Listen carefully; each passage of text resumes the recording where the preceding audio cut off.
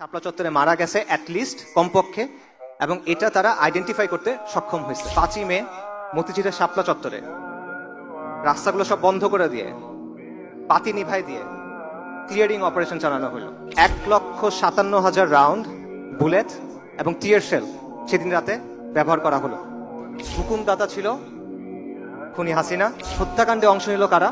RAB, BGB, police এবং যুবলীগ। হাসিনা সংসদে দাঁড়ায় বলছিল যে ওরা রং মেখে শুয়েছিল ওখানে, কেউ মারা যায় না ওখানে। এটা তারা বললো যে 61 জন মানুষ শাপলা চত্বরে মারা গেছে অ্যাটলিস্ট কমপক্ষে। শাপলা কেবলমাত্র শাহবাগের প্রতিক্রিয়া না, শাপলা কেবল একদিনের আন্দোলন না। শাপলা হলো ফিরিঙ্গিদের চাপায় দেওয়া সেকুলার ব্যবস্থার বিরুদ্ধে, ফিরিঙ্গিদের চাপায় দেওয়া নিজামের বিরুদ্ধে বিদ্রোহ করে নিজামে ইসলাম কায়েম করার তামান্না। 5ই অগস্টের কথা চিন্তা করেন, তখন অনেক মানুষের একটা প্রশ্ন ছিল, এই লং মার্চ হবে, সবাই কি আসবে, এই যে হাসিনা সে কি আসলে যাবে? তখন আমি একটা লেখা লিখছিলাম, তখন আমি বলছিলাম এত কিছু চিন্তা করার দরকার নাই। কে ডাক দিল, কে ডাক দিল না, কে কালকে থাকলো, কে কালকে থাকলো না, এগুলো নিয়ে চিন্তা করেন না, রাস্তায় নেমে যান। ইতিহাস সাক্ষ্য দেয় এখানে 550 বছর মুসলিমদের শাসন ছিল, ইনশাল্লাহ এখানে আবার ইসলামী শাসন কায়েম হবে।